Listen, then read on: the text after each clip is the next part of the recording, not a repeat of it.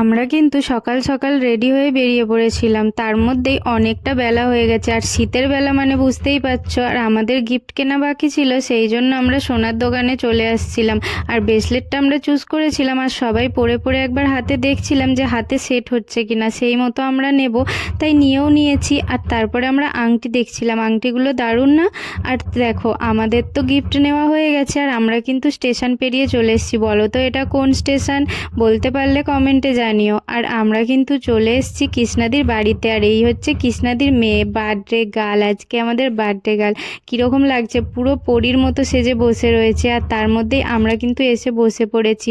আর এই যে অর্পিতার দিকে জড়িয়ে ধরে আমি একটু আদর করছিলাম। আর তার মধ্যেই দেখো কত কিছু খেতে দিয়ে দিয়েছে আমাদেরকে। এই যে কোল্ড ড্রিঙ্কস, প্রথমেই ও কোল্ড ড্রিঙ্কসগুলো কৃষ্ণাদি ঢেলে দিচ্ছিল, আর আমি কিন্তু গ্লাসগুলো ধরে দিচ্ছিলাম। আর আমাদেরকে কত কিছু খেতে দিয়েছে দেখো, মিষ্টি, সিঙ্গারা। আর সেগুলো নিয়েই কিন্তু আমি তোমাদেরকে দেখাচ্ছি যে দেখো আমাদের কত কিছু খেতে দিয়েছে। আর আমি কিন্তু কোল্ড ড্রিঙ্কস আর আইসক্রিম দেখলে নিজেকে কন্ট্রোল করতে পারি না, তাই সবার ফার্স্টে আমি কোল্ড ড্রিঙ্কসের গ্লাসটা নিয়ে নিলাম। তো যাই হোক, এরপরে আমরা কিন্তু বার্থডে গার্লকে নিয়ে একটু বাইরে বেরিয়ে পড়েছি যে চলো বাইরে একটু ভালো ওয়েদার আছে, আমরা সবাই মিলে একটু ফটোশ্যুট করি। আর ওর ড্রেসটা কত সুন্দর লাগছে না? দেখো, হলুদ কালারের একটা লেহেঙ্গা টাইপের ড্রেস পরেছে, পুরো পরীর মতো লাগছে। আর কৃষ্ণাদির মেয়েকে দেখতেও অফকোর্স খুব সুন্দর লাগছে।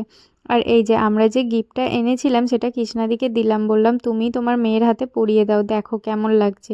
তো এই যে কৃষ্ণাদীপ তারপরে পরিয়ে দিয়েছিল। আর এই যে দেখো, ব্রেসলেটটা সত্যি ওর মেয়ের হাতে আমাদের হাতের থেকে বেশি সুন্দর লাগছে। আমরাও কিন্তু সবাই একবার করে ট্রাই করেছিলাম, কিন্তু ওর হাতেই কিন্তু বেশি ভালো লাগছে। আর এই যে কৃষ্ণাদিকে বললাম মেয়ের পাশে একটু দাঁড়াও। আর এই যে কৃষ্ণাদি কিন্তু ওর মেয়ের আশীর্বাদের ব্যবস্থা করছে। আর আমাদের গ্রুপে কৃষ্ণাদি কিন্তু সবথেকে বেশি বড়। আর দেখো এখানে ওর দাদু মানে মামা দাদু প্রথমে আশীর্বাদ করছে আর মিষ্টি খাইয়ে দিচ্ছে। মানে পরপর সবাই আশীর্বাদ করবে আর সবাইকে আমি দেখাবো। আর এটা ওর দিদা হয়, দিদা তারপরে আশীর্বাদ করে নিচ্ছে। আর দিদার আশীর্বাদের পরে তারপরে আমি বললাম অর্পিতাদি তুমি যাও আশীর্বাদ করো। আমরা তো সবাই বলেছিলাম যে আমরা কেউ আশীর্বাদ করব না, তুমি একাই করো। মানে আমাদের না কীরকম একটু লজ্জা লজ্জা লাগছিল, অ্যাকচুয়ালি এইসব তো আগে কখনো করিনি তাই। কিন্তু সবাই মিলে তারপরে আবার ভাবলাম চলো আশীর্বাদ করি, ও তো ছোট, আমরা তো সবাই বড় হই না, আশীর্বাদ তো করাই যায়। সেই জন্য অর্পিতাদির আশীর্বাদ হয়ে যেতে আমিও বসে পড়েছি আশীর্বাদ করার জন্য। আর ওখান থেকে বলে বলে দিচ্ছে যে কিভাবে কিভাবে আশীর্বাদ করতে হয়। আমরা কিন্তু সবাই সেভাবেই করলাম। আর ও কিন্তু সবাইকে প্রণাম করছিল। আর কৃষ্ণাদির মেয়ে দেখতে কিন্তু লম্বা হয়ে গেছে, কিন্তু বয়সটা সেরকম হয়নি জানো তো। আর এই যে আমাদের রিনি, রিনি এখানে আশীর্বাদ করতে বসে পড়েছে। আর ও তো ওকে সব পারলে খাইয়ে দেয়, সব কিছু খাইয়ে দিচ্ছে, মিষ্টি, পায়েস, জল সব। আর এই যে আমাদের স্বস্তিকও কিন্তু আশীর্বাদ করতে বসে পড়ে গেছে। স্বস্তিক কিন্তু হেসে আলা হয়ে যাচ্ছে।